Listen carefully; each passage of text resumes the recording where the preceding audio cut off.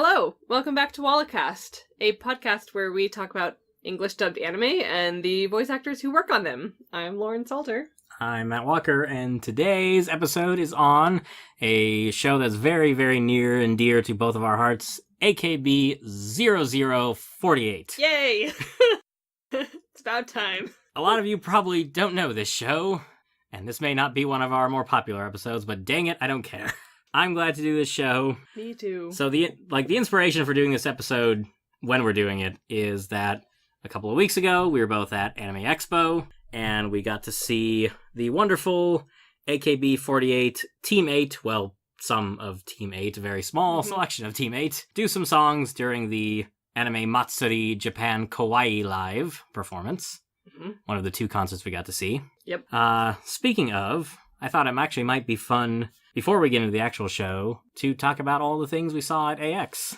Yay! Really briefly. Okay, great. AX is great. Well, especially the various, shows and premieres and all that junk. Yeah. And concerts. This was my third AX. This was my sixth AX. Nice, yeah. Yes. Well, there we go. And it was both of our first AXs with premiere passes. Yes. We splurged this year. Last year we had an incident. Well, not an incident. We waited in a line, of course, because you do that at cons. We waited in a line for No Game, No Life panel for 2 hours. Yeah. In 90 degrees with no shade. It was the straw that broke the camel's back, let's say. We've waited in long lines, in hot lines before, but that was, again, my 6th year of doing that, and we were over it. Yeah. Basically.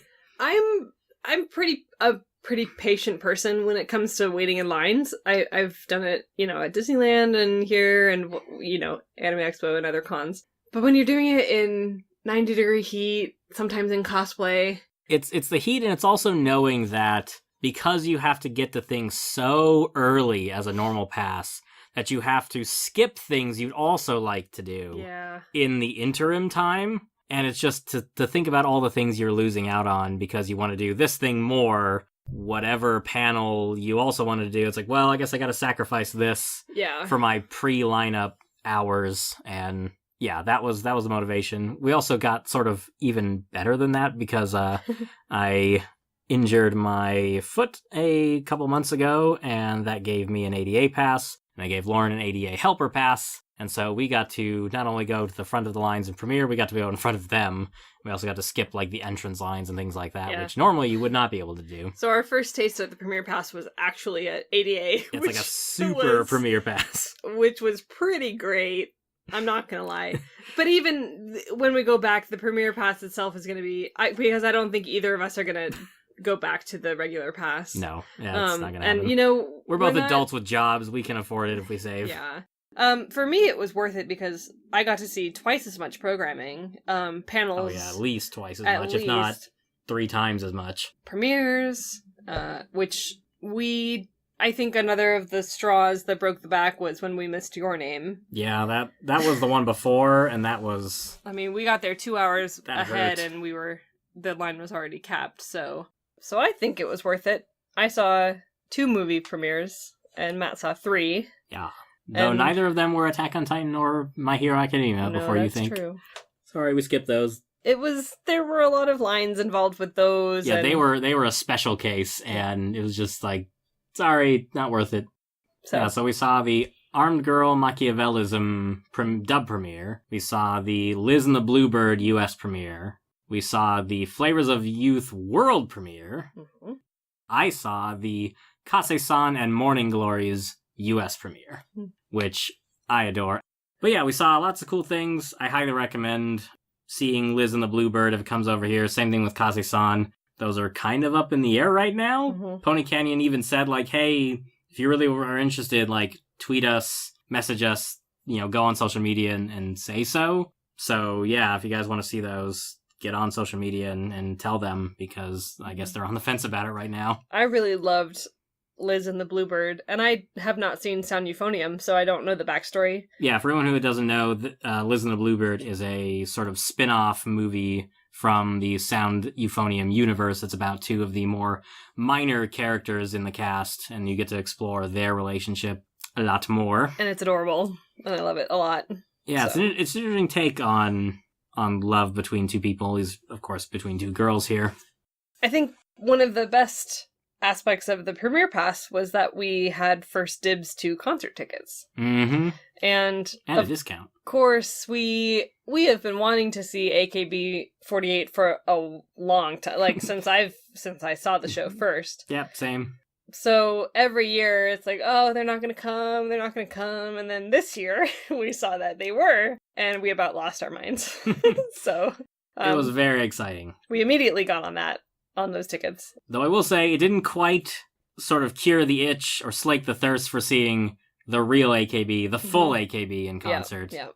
But it was still a cool little thing to see. Yeah. Again, there were only, 5 of them? 6 of them. 6 of them, yeah. It was a very small selection of only one team, of course.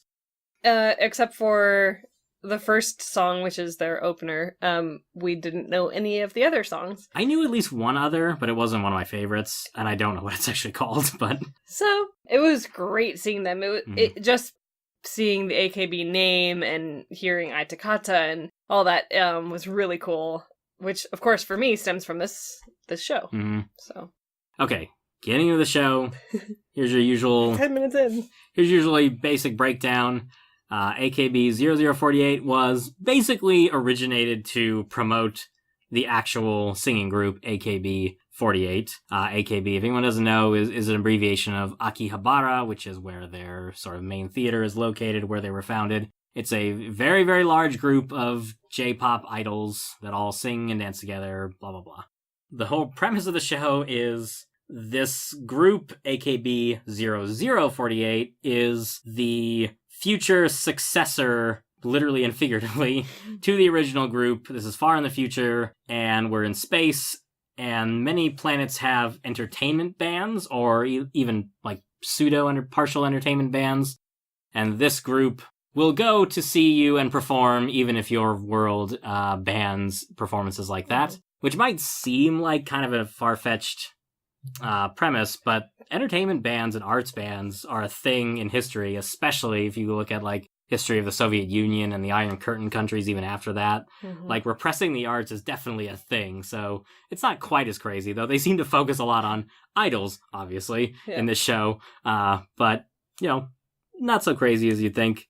So we originally meet 4 girls who wish to become members of the famous AKB48 or 0048 here, and basically follow them and the actual members through all their sort of adventures and their growth and concerts and all that stuff. It's idols in space, people, all right? That's what this is. Yeah.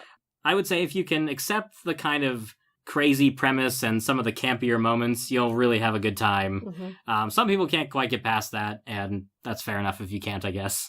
Yeah. But it's a really, really positive show. I love it because it makes me happy. I'm sure everyone has those shows that, like, if you're not feeling that great, you can throw on the show and it'll absolutely make you feel good. So anyway, that's it. From here on out, we got spoilers. Yep. This was an early show for me. This was my first Idol show. And yeah, that was the premise was strange to me. At the time, I didn't know what idols really were, so it didn't have... a lot of people now still don't really know what idols are. I guess, yeah, that's true.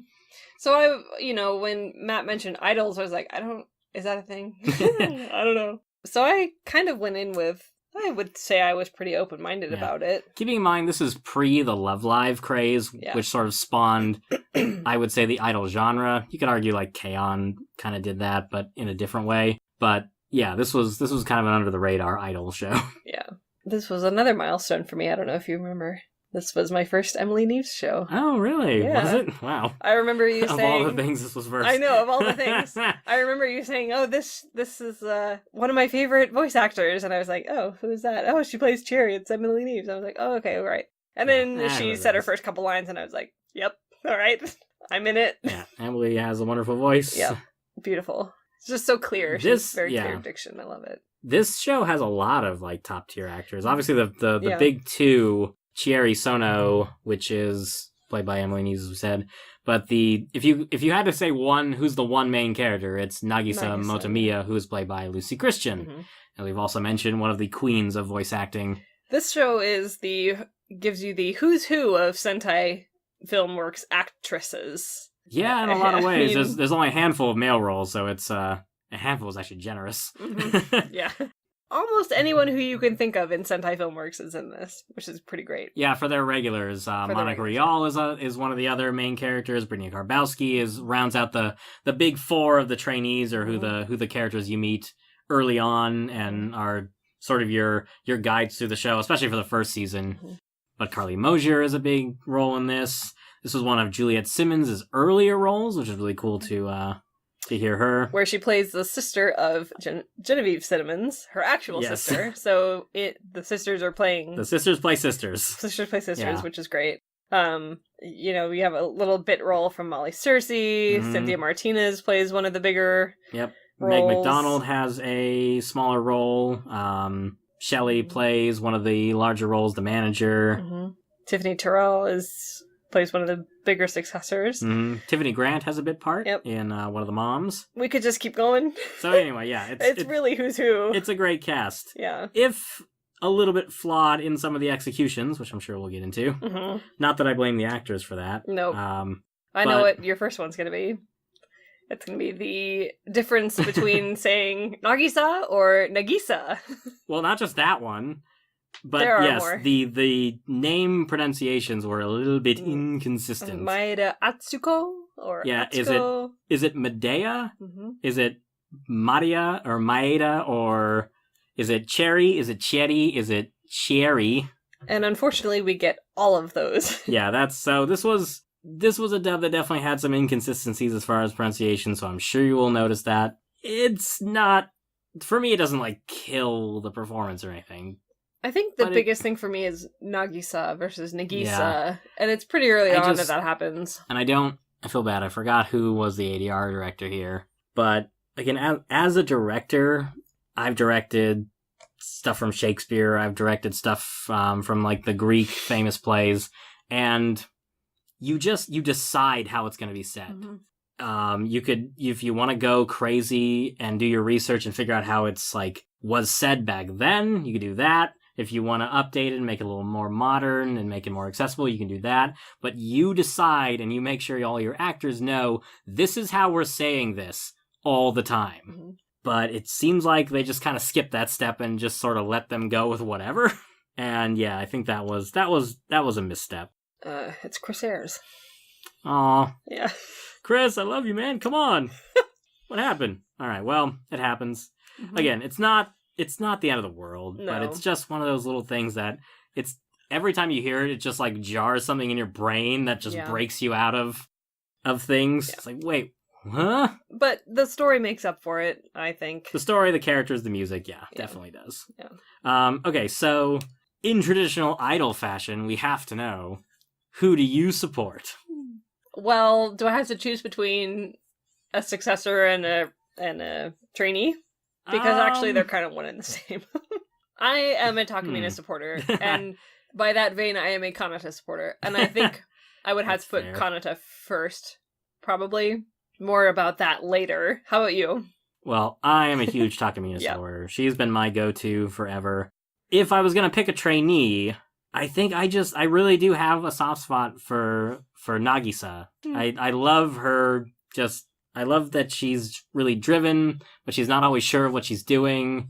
And I just like her character arc through the story. And I love that, in the end, again, spoiler alert, she becomes the 14th generation Maeda Atsuko-san, who we don't really see too much, but especially from Yuko, the build is that this is kind of the girl that everyone looks up to. Yep. So she becomes, of all the successors, she becomes the successor. She's the idol of the idols. Exactly.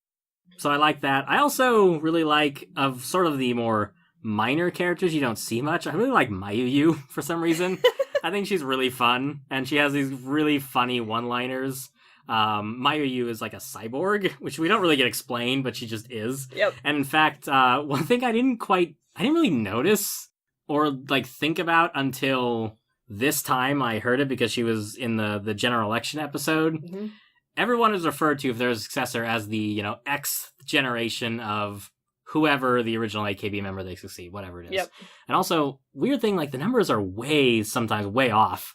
Like, it seems like some of these members stay like forever, and other ones apparently I think that graduate like immediately. But that's the soul, well, to steal another term from another show, that's the soul resonance is there just might not be another, yeah, I guess. Another Yuko. It's so funny to see like 5th and 14th. It's like, whoa, these are really far apart. It makes you wonder if Achan is like the most exactly like man, what? But Mayuyu is not the 3rd generation Mayuyu. She's the Mark III Mayuyu. Yeah. I was like, I love that. I did notice that this time as well. I thought that was a little clever. How did I actually kind of miss that like every other time? And I love that her missiles are light sticks. She does have the glow stick missiles, yes.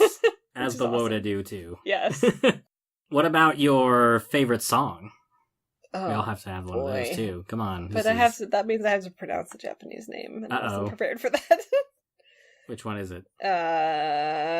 Well, Ai Takata is one of my favorites, and then the main... The Kibo ni Suite? Yep, that's the first theme for the first season. That one gets That's one of my favorites. Yeah. If I had to have a top 4, I guess, I feel like I don't have a 5th. It would be Kibo ni Suite, River. River's a good one, yeah. Beginner, and Niji no Resha, or as I like to think of, the train song. Yeah. That's also my favorite choreography. I love the whole train thing is really cool looking. Like, I wish that was a thing in a real concert, because that would look amazing. He brings up the train song every time. He's like, I don't know what it's called, but it's a train song. I finally learned the name, okay? It's Niji no Resha, all right? River is a really good one. I hear River and I think of the Successors. River has the best intro. Yeah, to me that's the Successor song. Yeah. Because I don't think the trainees ever sing that. I don't think so either. Because that comes towards the end of the first season, I think. Is when they sing and then River. You hear it again in the second season.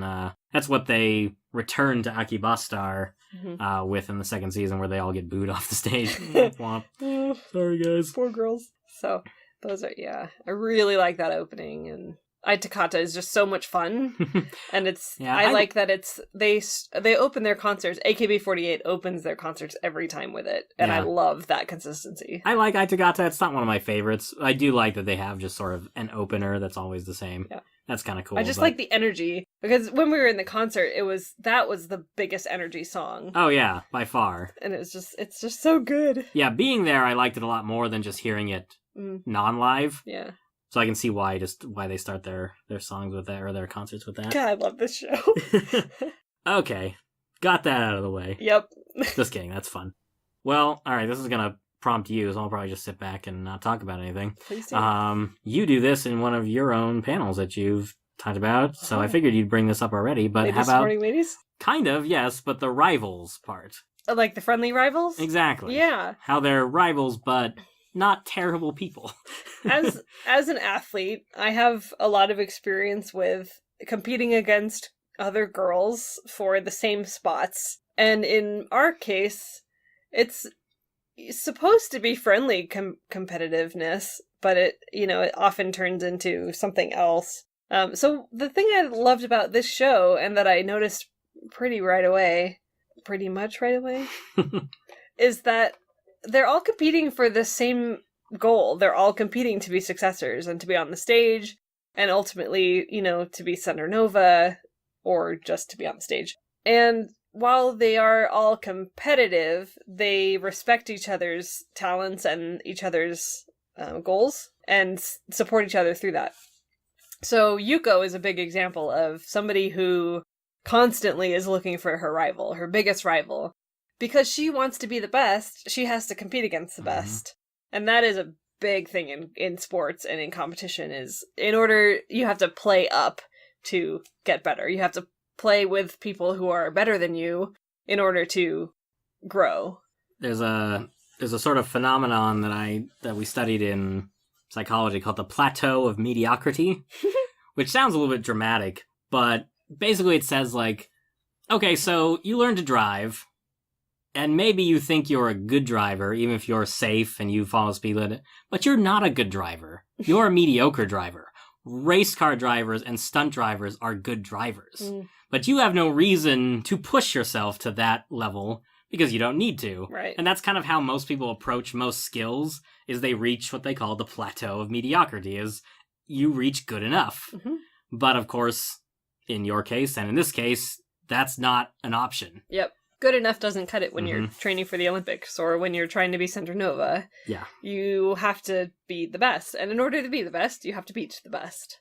And I really liked that this show took that and used it as motivation. Again, I'm bringing up Yuko and Chieri are both very much, they're competing with their rivals. And Chieri's a good example because she kind of has the wrong attitude at first. Yeah. She thinks of everyone as rivals in a much more negative sense. And she eventually learns that you don't need to do that. That you can think of them as rivals, but also as friends and also as colleagues and things like that. And that competing against them is one thing, but it's also about putting on the best show you can. And if you're going to be negative, you're not going to do that. And therefore, you're failing your own goal. They also do a really nice job of making sure that they focus on the fans. It's all about the fans in the end. That's actually another thing I had notes on. Oh, you're welcome for that segue. Yeah, smoothing right into that. The idol fans are often portrayed in the media, and you often hear about a not exactly always positive view of those fans. They can seem obsessive. There have been instances of, really stalking and quite negative aggression to people who are not fans of the things they like. A lot of people will say, like, oh, I like Love Live, but I really don't like Love Livers, the fans. But this show always paints the most positive view of the fans, even ones that are what most people would regard as really not good people. You've got Orine's prime example of her first hater, which she decides that she wants to cherish forever. And they do point out that they say, haters teach you what you lack, which is probably true, though I don't necessarily think we should be encouraging the way they teach that. But they always have the most positive outlook on the fans, and they always make it about the fans. What I really like is AKB0048's hardcore fans, the WOTA, actually fight with them. That is awesome. So they use, like we said, the light sticks as weapons, and they fight alongside them to protect the not lesser fans, but, the other fans. The general crowds. Yeah, the general crowds.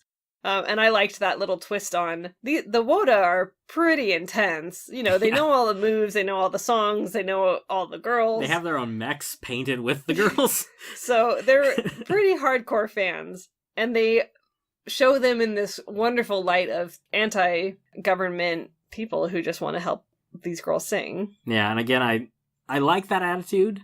There is probably a middle ground. The reality is there are fans who are not good people or have been sort of fallen into not good qualities. But yeah, I do like that, and I like the idea that, like, it's the fans' love for them, even if it's intense and it's obsessive, it's still love for these girls, and they make them happy, and that's an important thing to understand and not to reject, and to sort of, I guess, they would use the word cherish. Yeah.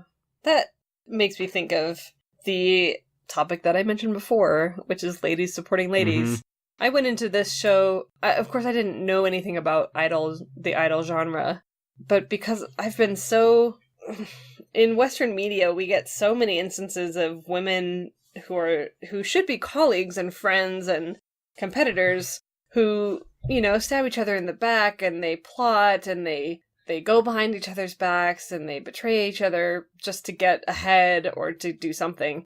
And this is, I think, a Western thing that is women who don't support each other. They want to compete for the guy, or they want to compete for the job, or whatnot. So I kind of went into this expecting that to happen, and it didn't. So I was really impressed with how real it got with the girls supporting each other. You can still be rivals, and you can still be competing for the same spot, and be supportive of each other. The prime example I have in my head is in the second season with the general elections. Takamina and Yuko are very close, and there's a great scene between them that that just depicts them challenging each other to do their best because they're both competing for the number one. They want to be Center Nova. Yuko wants to dance with Achan. She wants to just perform with Achan. Takamina wants to show a good example for Kanata. And that's the kind of, they have this competitiveness, but they don't try to trip each other up. They don't try to hurt each other. They encourage each other to do their best so that they can do their best. Yeah, I think it helps that they are technically part of a team, that there really is no solo act here. Even if you want to be center, you're still part of this team, and it would be detrimental to you to really screw up the rest of the girls. Yeah. So there's definitely motivation to just not be that way. Yeah. But yeah, it is nice to see that there is, you can be competitors without being terrible people to each other. I just kept bracing myself for that inevitable backstab, and it never came. Nope. It was very refreshing and relieving. Again, like, it's funny because I don't watch a lot of Western stuff anymore, and the stuff I did generally didn't have that, but that's just probably because of the things I chose to watch. So this seems normal-ish to me, but that's the way it should be. That should be the normal thing. It should. Like, that's not to say that you can't have two female characters who just freaking don't like each other and are nasty to each other, because there is a reason. There's life and there's a plot reason to be that way. But yeah, when you just throw that in there for manufactured drama, that's dumb. So I figure maybe we can touch on some of the other actresses. We kind of mentioned them by name, but since you're talking about Yuko, I really do like Tiffany Terrell's Yuko-san performance. Also, side note, I really like that they leave the honorifics in. Me too. Here, Yuko-san, we've got, Kanata-senpai. Yeah, Kanata-senpai, Mariko-sama, all those kind of things. That's fun, and... Sensei. Yeah. I feel like if you don't know what those are, I feel like you probably won't suffer for that, but if you want to know, you could always look them up, and you could sort of teach yourself some interesting parts of Japanese language that we don't have. You taught me it during the show. Yeah. One interesting thing about the honorific thing is Mi-chan, one of the photographer who was once a member as well, she uses a particularly slangified way of pronouncing people's names, where she actually puts the title first. So it's Chan-nagi or Chan-chi for Chieri, which is one of those things that, like, it kind of gets lost in translation, but it's not like the subs would help here either. Yeah. But if anyone watches, that's just is a very, very slangy way to say people's names. Like this person is like the antithesis of the proper, prim and proper person. That's kind of what they're trying to convey with her. And that is one of the only subtitled things in the English dub, is they do explain the Chan before the honorific before the name. They do it, like, very briefly on the screen. Oh, that's true. It is. Yeah. It is on there for like 2 seconds. Yeah. It's very interesting. But that's, it's a good addition there to explain that, because, I'd be like, what? I didn't know any honorifics really before this show. And going back again and watching it, I agree. I really like that they kept the honorifics in. In general, I actually really like when shows keep those. 'Cause it still sounds natural. Yeah, you get used to it very quickly, even if you're not expecting it. Yeah. Anyway, we're back talking about actors. Yes. Actresses. Co-actors. We talked about Emily, we talked about Lucy, and we talked a little bit about the sisters Simmons. But yeah, Juliet plays Sonata, and Genevieve plays Kanata. Great name symmetry there. But I love Juliet's energy, and I love whenever Genevieve has like a cocky line or like something that's really confident, she just does those so well. I wish she had more. Who else? All right, Yuko-san. We were talking about Yuko. Oh yeah. Tiffany Terrell is Yuko-san. Actually, one thing I really like when she had little solo pieces to sing. What they did was they of course have the original Japanese songs when there's full music and whatever, but pretty much all the cast, whenever they're singing without any backup and they're just kind of singing in real life, as it were, it's usually translated and it's just the English voice actor singing. And I really liked hers. She did a really good job. Carly Mosier did a really good job on the solo singing. Of course, she is a singer in a band, so that's not a surprise. But those stood out as like, oh man, I really wish you could sing the rest of this song. Tiffany Terrell's got this really nice alto thing going. That's very nice to hear. She did Yuko had a lot to do in the second season, especially. And she started out kind of as, not a minor character, but, she wasn't the focus. And then in the second season, it was I really enjoyed hearing more of her chops. Yeah, she got much more of an arc. Versus, I feel like the successor that the first season focused on mostly was Takamina, comparatively. And then Yuko was more the one we got to see more from in that one. I really like Cynthia Martinez as Takamina. I think she's one of like the ADV/Sentai sort of unsung heroine actresses. Like almost everything she's in, I just really like. She has really good energy, and also like side note on Takamina's character, I love that they made the leader of the group, the captain, the shortest member. She's super tiny. Like I just like that you don't need to be physically imposing to be captain and be the leader. I mean, I guess you could look at like Levi in Attack on Titan as another good example, as the short person being the one in charge. I thought that was funny. When I've scrolled through Tumblr looking at 0048 GIFs and stuff, that is one of the things that's brought up, is how short Takamina is. And it's so funny. Cute. I'm glad to hear other people. Yep, other people notice it. Another thing that's really cool is actually that you can find these sort of GIF compilations that the dance moves that you see in the show are the same ones that they do in the concert. Yep. And that is one thing that you might notice is a little bit weird, is because they'll switch to this CG effect, and it can be jarring at first, but I kind of just got used to it. I got used to it as well. But there is a good reason. The reason is you don't tend to notice it in anime because there's surprisingly little movement, or if the movement is there, it can get away with this. But anime is very like jerky and low frame rate. But if you're doing complicated dance moves, you can't have low frame rate. It's going to look terrible. So they switched to the CG to kind of show better the actual dance moves. But I think in general they did a pretty good job with that, and I didn't mind it as much as I do. Sometimes I will see a swap to 3D CG, and it does seem really weird and out of place. And sometimes it feels like there's not even complicated movements here. Why didn't you just animate this? Yeah. But whatever. That's a discussion for a whole other time. I want to go back to Cynthia Martinez, because she has one of how you feel about Erica Mendez crying is how I feel about Cynthia Martinez crying. Really? Okay. When Cynthia Martinez starts crying or being an incredibly emotional moment in the show, I just lose it. She's so convincing. And it might be because I haven't touched on this yet, because Takamina resonates with me so much. That maybe that's why I notice it a lot, but she just slays.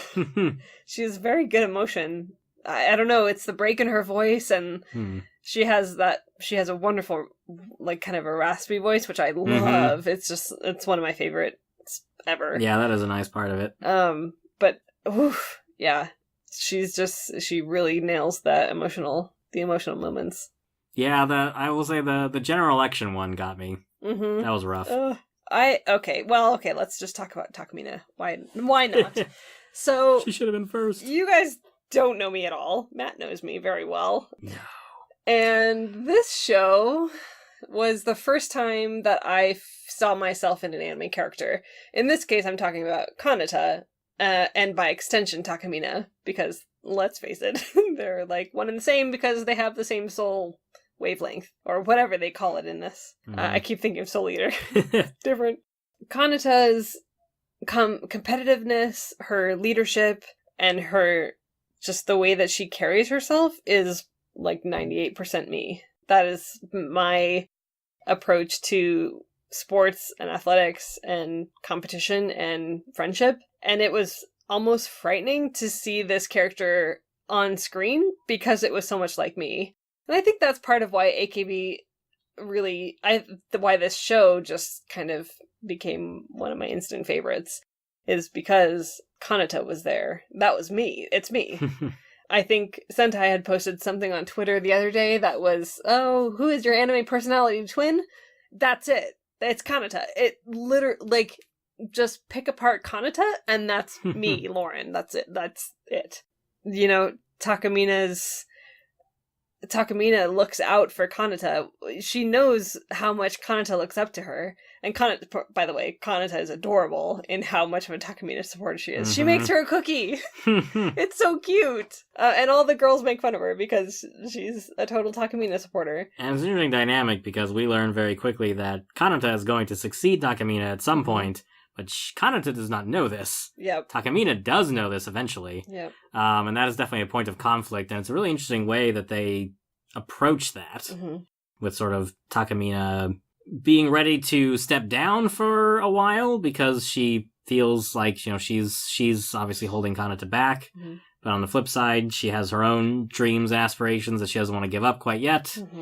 And then they kind of resolve it by having Takamina trying to be like the best example she can be. So at some point, whenever she does decide to step down, she'll have a good role model to step into, I guess. That was a drawback of the second season, is they didn't really, after all of the build-up in the first season, they didn't really resolve that storyline with Takamina and Kanata. That's true. I mean, I feel like the only way you can is for Takamina to leave. Right. Which obviously, yeah. And I don't think they wanted to do that because Minami Takahashi is a really big, important member of the group. Yeah.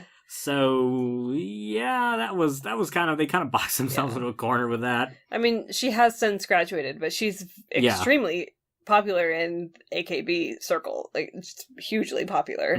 It was a big deal when she graduated. So I get it. I wish that they could both be successors at the same time. And I know that that's not going to happen because Kanata is the next Minami Takahashi. I just love it. Another one I really love is Shelley's portrayal of Tsubasa-san, aka the graduated Mariko-sama. She portrays these sort of women of authority really well, I think. And I love Tsubasa's character. I like that she can be sort of a mama to them, but she's never really steps out of the role as boss and manager. And she understands, you know, how to motivate, when to have tough love, when to have a gentle pat on the back, that kind of thing. And it's like, man, you just wish every boss and stuff could be like her. But sadly... Tsubasa is one of the examples I use in my panel for a strong leader, a confident woman who takes, you know, she's the producer and she's a former AKB member. Like, this woman has the whole package. But like you said, she's not afraid to be hard on the girls, but also she's a confidant. Yeah, I love that they made the manager like a good character. Often the managers are kind of either completely useless characters or not good people characters. Yeah. Another character I'd like to bring up... Oh, darn it, I just lost it. Is it Buddha? Buddha! Best nickname ever. That is a strange nickname. I love Sonata's nicknames for everybody. From now on, I'll call you Nasty! Yep, she's great. She's just had... she's so great. I wanted to talk about Ushiyama-sama, or Ushiyama-sensei? Senpai? I don't know. Ushiyama is the choreographer. Dance. The dance instructor. Yeah. Who is basically a transgender character. They don't really go into the details. They, at one point, Ushiyama says, I think he says, I think they say, I am a man who dresses like a woman. At some point, I should look up this exact quote. It is the first time that I saw a transgender character in any show, Western or otherwise. Yeah, I think, though, there's an obvious male voice actor. Yes. That she refers to herself as a woman, and she kind of corrects someone who refers to her as a man. The MAL bio says Ushiyama is the dance instructor. He cross-dresses as a woman. So I don't know if that means exactly transgender. Yeah, again, given Japan's sort of relationship with this thing, I doubt there's as much nuance as we probably put onto it. But it is nice that no one makes fun of this, and they respect her as the instructor, as sensei right away. And that was what I was going to say, is they never bring it up, really. They bring it up once and then that's it. They don't ever comment on the dress or the hair or the nails or anything like that. It's, they're just a very good choreographer. who pushes these girls to do their best, which I really like. I suppose, and yeah, we're in the future, and we have what I kind of think is maybe a machine or something that writes all the songs and stuff like that. Sensei, I feel like, is actually some like artificial intelligence. That's it's kind of what my headcanon goes with. Yep. We don't actually ever know what that person or thing actually ever is. But yeah, Ushiyama is an interesting character. Mm-hmm. And again, another really good sort of teacher who's good at being firm but motivating and not an asshole at any time. Yep. Oh, it's Am I gonna have to censor that? I don't know. We'll find out. iTunes doesn't have an official list, man. I think you had something to say about Morrie's Succession. Well, it just, like, I don't know. Watching it again, I liked it more this time around. But before that, and even so, it feels a little bit out of the blue. As you mentioned, they build up Kanata a lot. Yeah. And obviously, we've got our 4 girls, really 2 main trainee girls from the 77th. We know at least one of them is going to be a successor. And that's kind of what we're all waiting for. Mm-hmm. And it's like, oh, Morrie, yeah, you're a character that we care about. Right. So, this time that I watched it, and this is like my 3rd or 4th rewatch, I love this show, I noticed in the first season, they almost very carefully set this up. She has some very choice lines as far as support goes. Yeah, I did notice that they actually give her more screen time than I realized. Mm-hmm. And a lot of it, I would say maybe 60% of it is very encouraging and motivational, where the other 40 or 30% is sexual. Yeah. Am I giving off pheromones? Settle down those pheromones. Yeah. Again, I felt like it made more sense this time, but on the flip side, this is, like my 4th or 5th rewatch, which means that most people probably on their first one won't pick up that. Mm-hmm. And I don't know, I feel like if that's the way they were going to go, and I'm not 100% convinced that they were going to go this way from the first season, that maybe they made this decision later. Mm-hmm. I think they needed to have a successor. That they maybe could have had more of a build to this. Yeah. And I really do think that it was because of the popularity of Takamina that they couldn't make that story happen. So they needed a backup. Yeah, I can see that. It was an odd one. Though, thumbs up to the new hairdo. Yes, the new hairdo is great. Which is, as... the haircut. Yeah, Lauren knows, you might not know, that is my favorite hairstyle in anime, is the ponytail with the sort of side bangs framing the face. Mm-hmm. I heart that so much. I like that she also succeeded Mariko, yeah. Mariko, yeah. That was kind of nice, because it... I mean, I feel like they had to, because they were saving Achan for the end. Mm-hmm. And that's really the only other one we know. Yeah, that's like, true. Unless you're an AKB super fan, which I think, because they wanted this to suck in fans, they wouldn't have done that, was you almost had to do her, because she's the only other former member we know about. Mm-hmm. That's true. Like, obviously there are others, we assume. Yeah, I mean, AKB is huge. It's 48 people, at minimum. So, there are others she could have, but we wouldn't have known about them. Mm-hmm. And yeah, and like I said, Achan is saved for Nagisa in the end, because that was one of my favorite moments of the whole show, was when Nagisa sort of gets revealed as the new Achan. I was so happy that Nagisa got to be something. Not Center Nova, but she got to be a successor. And I love the subtle change in her face drawing that makes her look a little bit more like the Achan we see earlier. That was smart. That reminds me of like the when at the end of like Fate UBW with Shiro. Yeah, and Orange, yeah. Exactly. I love those little things. Yeah, I wish that I liked Nagisa a little bit more. And same with Cherry, but again, I've already talked about my girls, so yeah, Cherry's hard to like in a lot of ways. She is hard to like. Like, I want to like her, I do. She has massive hair game, literally. Yep. Also, we've talked about this together, but okay, so she becomes a Center Nova and doesn't succeed anyone. So it's interesting. Like, is she a successor, or is she just a Center Nova? I would say no. She is not a successor. She is a trainee that shines bright enough to be a Center Nova.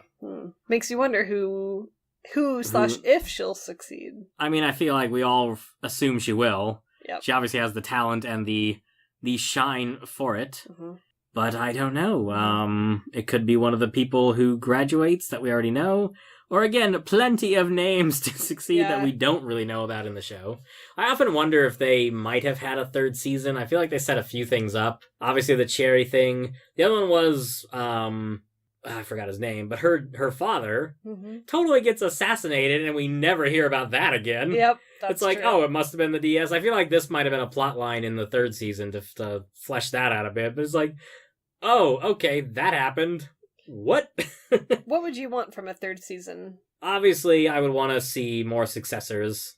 I want to see all four of the original girls succeed and be a successor. That's what I liked, too, is all of those girls resonated so brightly with the Kyotos. I loved that the whole trainee group did, instead of just two girls. It was all of them did. I also love, like, toward the beginning, the what separates the 77th from the 76th is, their work ethic. Their work ethic and their drive, and, so the 76th at one point complains that, we were first, why don't we get to do the understudy thing?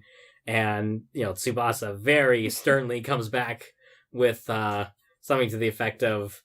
They practiced and you didn't? They were watching us the whole time. They learned the choreography on their own.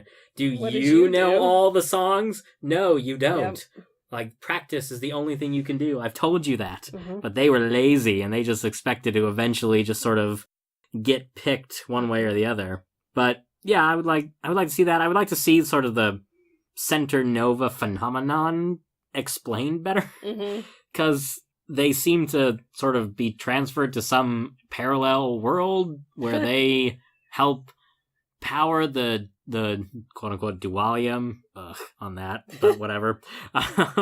My favorite thing is some random material that makes magic things happen in sci-fi. Yay! Anyway, how that works and where exactly they are and why exactly they disappear. They sort of try to rush explain that at the end of season 2, but that could definitely have things go into. Like they could have some fun they could have some sad, heartfelt graduations in third season. Obviously, Takamina would be a good one. Yeah, that would be I don't know if I would want that. I want Kanata I do, because dang it, I want Kana to succeed. I know. As much as I love Takamina, I've got her for 2 seasons. I've got Kanata too, but not as a successor.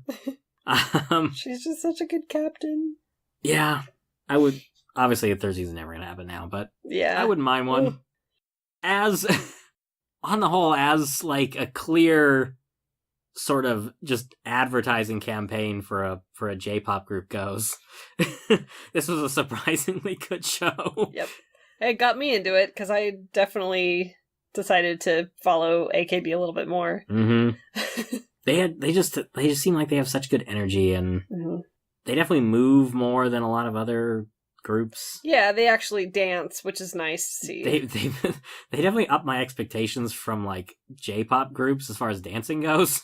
And then I've seen some constantly going, they don't do a lot. It's kind of let down. I really like that, that AKB48 really is into the fans. They do the handshake events, and they have so much energy because they want to bring each audience member the same experience every time. I mean, that's, that's one of the best things about live performances, I think. But I like that they're so focused on that. Well, I guess we haven't done... This sounds like we're moving toward the end. Mm-hmm. We do usually do our usual, what would you rate this? Oh. Well, what would I rate this? Or what did you? I guess it will be in there somewhere. Yes. What did I rate this? I rated the first season as an 8, and I believe I rated the second season as a 9. Let's see. It is definitely in my top 5, I can say. Very nice. Yeah, so I ranked AKB0048 as an 8, and Next Stage as a 9. I have them both as an 8. Hey, we're the same! I probably would have done 8.5 for the second season if I could. Yep. Didn't feel like it quite reached that 9 level for me. It definitely had moments that did. Yeah. But there were a few places where a couple episodes, like, they don't quite do enough for me, and they fell a little short. And so that's what, so they're both 8. Again, 8. I would 8.5, yeah. I would rate the second season a bit higher, but just not quite break into that. It's like, I do rate quite a few 8s and tons of 7s. Yeah. But 9s and 10s are hard, at least for me, to break into. So I kind of do sort of cordon off those two numbers for stuff that definitely breaks certain levels, I guess, is a good way to say it. I think I would agree with the 8.5. I think that's what I would do if I could. Mm-hmm. I do only have AKB, the first season, in my top 5, but I think that's only because I combine this. Yeah, there's also the thing that, you kind of consider these as a whole. It's like Fate Zero and UB-Dub. I kind of just... See, those I feel are more separate than these two. Like, I kind of think of them as two different... obviously, they are. One's a sequel of the other one, but they feel more separated than these two, because, of course, at least in UBW, you have brand new protagonists and things like that. And, That's true. Except for, That's true. Saber. Anyway, I didn't mention at the beginning, but this is available from Sentai Filmworks. Yes. It's on always sale on right now. sale, Yes. like literally all the time, so it's super cheap. As of today, it is $17 on Sentai's It's site. on High Dive if you want to stream it. Mm-hmm. Obviously, if you're at this point, you either don't care about spoilers or already have, but whatever, I'm gonna throw it out there anyway. I recommend it. I think it's a great show, especially for women to watch. Yeah, it's still my favorite idol show. Like, I like Love Live and I like some of the other ones, but this is still tops for me. This has a couple really deep storylines that just kind of soar above Love Live storylines for me. Yeah. I love Love Live, like you said. This just has a little bit more... I should say I love the original. Sorry, Sunshine, not as This just has a little more focus on the teamwork aspect of it, which I love, instead of one girl story. So, AKB0048, folks. Well, that's going to do it for us this week. Thank you for joining us as we talk about AKB0048. Please join us next time as we talk about one of Matt's favorite shows, Kill la Kill. You can follow us at the Walla Podcast on Twitter, or search for WallaCast on Facebook, and you'll find us there too. So, that's going to do it. We'll see you next time, and remember to live calmly, carefully, and correctly.